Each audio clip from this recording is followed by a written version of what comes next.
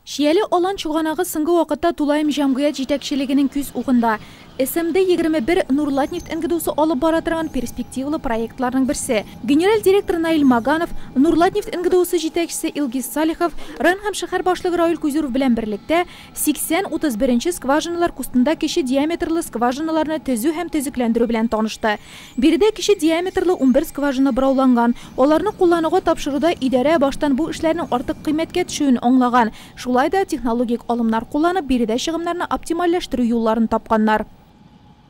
Если посмотреть на этот куст, он состоит из двух частей. То есть это с левой стороны это 7 скважин, которые пробурены ранее, в предыдущие годы, и обустроены по традиционной схеме. А с правой стороны это как раз скважины малого диаметра в количестве 11 штук.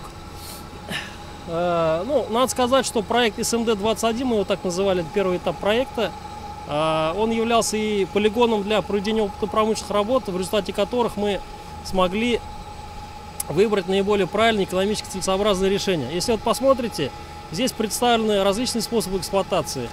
Винтовой насос с поверхностным приводом, гидропривод, штанговый насос с помощью станка качалки и цепного привода.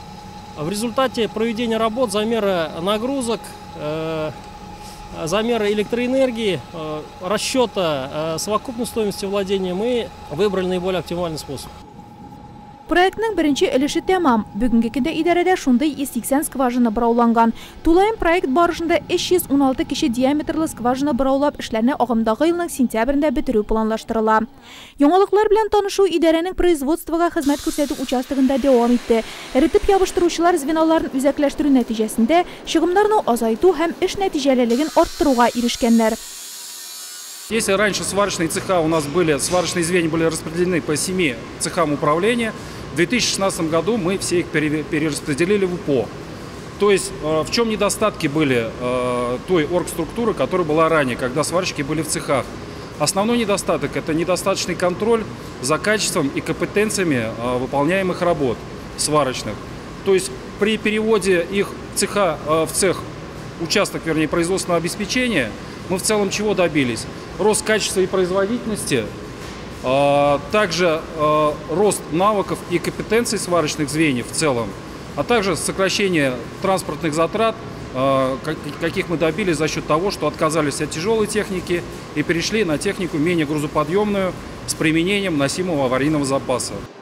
Эшчеләр вакытлыча тора ала торган вагон йыртчыкларны да хәзер үзләрендә ясыйлар. Узган елны икене куллануга тапшырган булсалар, агымдагы елда тагы эшне сафка бастырмакчылар. Заводта ясалган вагоннан баш тарту 450 мең сумнан артык акчаны янга калдырырга булышкан.